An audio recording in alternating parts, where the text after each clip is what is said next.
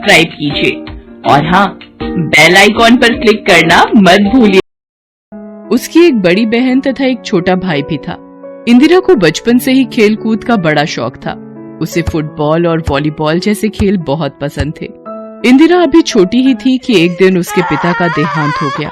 पिता के देहांत के बाद उसके परिवार की जिम्मेदारी उसकी बड़ी बहन के पति ने उठाई। बड़ी होने तक इंदिरा ने फुटबॉल और वॉलीबॉल में कई राष्ट्रीय पदक जीते थे और इसी प्रतिभा के दम पर उसका सिलेक्शन इंडियन आर्मी में हो गया था। एक दिन इंदिरा खुशी खुशी घर आई और चहकते हुए अपनी माँ से लिपट गई। अरे क्या हुआ?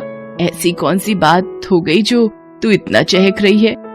माँ, इंडियन आर्मी की चिट्ठी आई है, मेरा सिलेक्शन हो गया है। मुझे एक हफ्ते के अंदर दिल्ली हेडक्वार्टर में रिपोर्ट करना है। इंदिरा की बातें सुनकर माँ की आंखें खुशी से छलक उठी।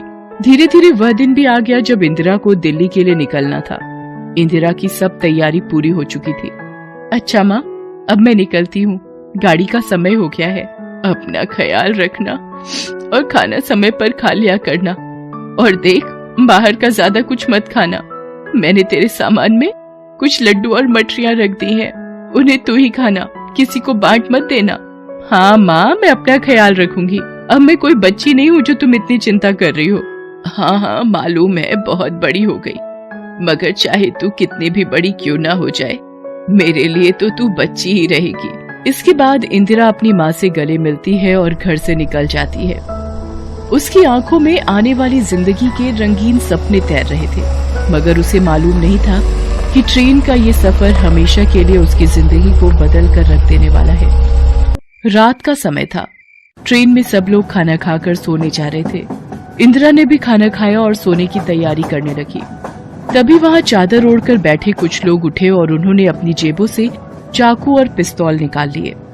इंदिरा को समझते देर न लगी कि ये लोग लुटेरे हैं जो ट्रेन में मुसाफिरों को लूटने के लिए भेस बदल कर बैठे थे। लूटपाट करते हुए वो लुटेरे इंदिरा के पास आए। इंदिरा के गले में सोने की चेन थी। लुटेरों की नजर उस पर पड़ गई। चल, ये सोने की चेन निकाल। नहीं, ये चेन मेरे पिता की आखिरी निशानी है, मैं ये तुम्हें नहीं दूंगी। अरे देगी कैसे नहीं? इतना कहकर वो जबरदस्ती उसके गले से चेन छीनने लगा। इंदिरा ने चेन को बचाने की कोशिश की और इसी धक्का मुक्की में वो चलती ट्रेन से बाहर गिर गई और उसका एक पैर ट्रेन के नीचे आ गया। इंदिरा भयानक दर्द से चीख उठी और फिर बेहोश हो गई। रात भर वो उसी तरह पटरी के किनारे बेहोश पड़ी रही। उसका पैर कटकर अलग हो चुका था। इससे भी बुरा ये हुआ कि रात भर पटरी के आसपास रहने वाले चूहे इंदिरा के कटे पैर से मांस नोच नोच कर खाते रहे। सुबह रेलवे के कुछ कर्मचारियों की नजर बेहोश पड़ी इंदिरा पर पड़ी। वो उसे उठाकर अस्पताल ले गए। उसका एक पांव कटकर शरीर से अलग हो चुका था। दूसरे पांव की हड्डी भी कई जगह से टूट चुकी थी और साथ ही साथ उसकी रीढ़ की हड्डी में भी फ्रैक्चर हो गए थे। इंदिरा पूरे 3 दिन तक बेहोश रही। 3 दिन बाद जब उसे होश आया तो अपनी इस हालत पर उसे रोना आ गया। उसकी माँ और घर वाले उसे घेर कर खड़े थे। उसे रोता देखकर उसकी माँ भी रोने लगी। तभी वहाँ डॉक्टर आया। इंदिरा का ऑपरेशन करना होगा, लेकिन इस तरह के ऑपरेशन की सुविधा यहाँ उपलब्ध नहीं है। इन्हें दिल्ली के अस्पताल में एडमिट करना हो। इंदिरा को दिल्ली के एक बड़े अस्पताल में लाया गया जहाँ उसका ऑपरेशन किया गया और उसे नकली पांव लगाया गया। अभी भी उसे पूरी तरह से ठीक होने में कम से कम 4 महीने का समय लगता, इसलिए उसे अस्पताल में ही रखा गया। अस्पताल में पड़ी इंदिरा पूरे दिन बस आंसू बहाती रहती थी। एक दिन जब इंदिरा अस्पताल में अपने बिस्तर पर अकेली थी तब, हे भगवान, ये क्या हो गया? भविष्य के सारे सपने मिट्टी में मिल गए। तभी उसके सामने टीवी पर एक न्यूज आई। कैंसर को मात देकर भारतीय खिलाड़ी युवराज सिंह भारत लौटे। एकाएक इंदिरा के मन में एक बात आई, यहाँ लोग कैंसर जैसी लाइलाज बीमारी को मात दे रहे हैं और मैं इतने से ही घबरा गई। अगर मुझे मरना होता तो मैंने उसी पटरी पर दम तोड़ दिया होता। हे भगवान, अगर तूने मुझे बचाया है तो जरूर मेरे जीवन में कुछ अच्छा लिख रखा होगा। मैं अपाहिजों की जिंदगी नहीं जीऊंगी, ये मेरा दूसरा जन्म है। अब मैं एवरेस्ट फतेह करूंगी और लोगों को दिखा दूंगी विकलांग होना कोई शाप नहीं है। हाँ, बस थोड़ी बदकिस्मती जरूर है, मगर ये बदकिस्मती तुम्हारे सपनों को पूरा करने से नहीं रोक सकती। इस सोच ने इंदिरा के रोम रोम में जोश भर दिया। इस इच्छा शक्ति के कारण वो 2 महीनों में ही ठीक हो गई। डॉक्टरों के भी आश्चर्य का ठिकाना न रहा। उनके जीवन का ये शायद पहला ऐसा केस था जिसमें मरीज अपने तय समय से पहले ही ठीक हो गया था। इन 2 महीनों में न सिर्फ इंदिरा ठीक हुई थी बल्कि अपने नकली पैर पर चलना भी सीख लिया था उसने। अब समय था अपने सपने को पूरा करने का। इसके लिए वो भारत की पहली महिला पर्वतारोही जिन्होंने एवरेस्ट को फतेह किया था उनसे मिली। तुमने इस हालत में एवरेस्ट फतेह करने की सोची? अरे तुम तो एवरेस्ट फतेह कर चुकी हो, अब बस दुनिया को तारीख पता चलनी बाकी है। मुझसे जो भी मदद हो पाएगी मैं करने को तैयार हूँ। इनकी तरह कई और लोगों ने भी इंदिरा को अपने सपने को पूरा करने में मदद की और आखिर में वो दिन भी आया जब इंदिरा अपने दल के साथ एवरेस्ट फतेह करने के अभियान पर निकली। 7 दिन की थका देने वाली यात्रा के बाद वो लोग एवरेस्ट की घाटी में पहुंचे। दोस्तों, अब हम एवरेस्ट की घाटी में पहुंच चुके हैं। कल से हम एवरेस्ट की चढ़ाई शुरू करेंगे। आज आप लोग आराम से सो जाइए। इंदिरा भी अपने टेंट में सोने चली गई। अगले दिन जब वो उठी तब उसे एक बुरी खबर पता चली। दोस्तों, मौसम विभाग की चेतावनी आई है कि आगे पूरे 1 सप्ताह मौसम खराब रहेगा। इस स्थिति में हम एवरेस्ट की चढ़ाई नहीं कर पाएंगे। हमें अपना मिशन यहीं रोकना पड़ेगा।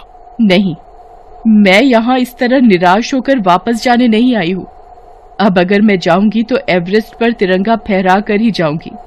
दल के मुखिया और बाकी लोगों ने इंदिरा को लाख समझाया, मगर एक बार वो जो फैसला ले चुकी थी उससे टस से मस न हुई। आखिर लोग उसे उसके हाल पर छोड़कर वहां से लौट गए। इंदिरा ने अपनी चढ़ाई शुरू की। मौसम विभाग के कहे अनुसार मौसम दिनों दिन खराब होता चला गया, मगर इंदिरा ने हार नहीं मानी और विशाल एवरेस्ट को अपने बनावटी पैरों से रौंदते हुए आगे बढ़ती रही। इसी चढ़ाई के दौरान एक दिन मौसम हद से ज्यादा खराब हो गया। इंदिरा को भी अपने कदम कुछ देर के लिए रोकने पड़े। रात का समय था। आसमान में चांद उगा हुआ था। ठंडी बर्फीली हवाएं पेड़ों को झुका रही थी। इंदिरा एक चट्टान की ओट में बैठी थी, तभी उसे एक गुर्राहट की आवाज सुनाई दी। फिर उसे अंधेरे में 2 सुर्ख आंखें चमकती हुई दिखाई दी। ये पहाड़ी पर रहने वाला विशाल भेड़िया था।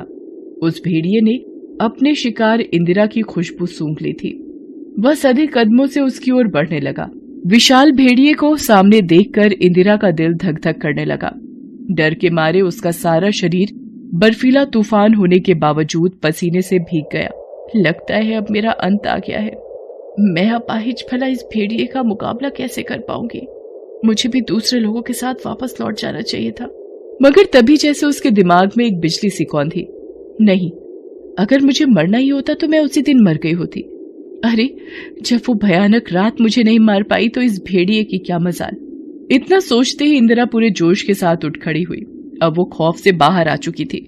उसके सारे शरीर में सनसनी दौड़ रही थी और फेफड़ों में सर्द लहर। उसने भेड़िए की आंखों से आंखें मिलाई। वो धीरे धीरे कदम बढ़ाते हुए भेड़िए की ओर बढ़ने लगी। अब डरने की बारी भेड़िए की थी। आज तक उसके सारे शिकार उससे डरकर भागते रहे थे, मगर आज पहली बार कोई शिकार उसकी आंखों में आंखें मिलाकर उसकी ओर बढ़ रहा था। इंदिरा का रौद्र रूप देखकर वो दुम दबाकर भाग गया। इस जीत ने इंदिरा के जोश को दोगुना कर दिया। कुछ ही दिनों में सब बाधाओं को पार करते हुए उसने एवरेस्ट की चोटी पर अपना कदम रख दिया। इंदिरा ने एवरेस्ट की चोटी पर तिरंगा लहराया। आज इंदिरा उस भयानक काली रात को भूल चुकी थी जिसने उसे अपाहिज बनाया था। आज वो एवरेस्ट की चोटी पर खड़ी सूरज से आंखें मिला रही थी। अपनी अपंगताओं से संघर्ष करते हुए इंदिरा ने जो मुकाम हासिल किया था उस पर उसे आसमान भी सलामी दे रहा था। और सिर्फ एवरेस्ट ही नहीं, एक एक करके उसने अफ्रीका, यूरोप, अमेरिका, इन सभी महादेशों की 7 दुर्गम चोटियों को फतेह करने वाली दुनिया की पहली दिव्यांग बनी और अपना नाम इतिहास के पन्नों में सुनहरे अक्षरों में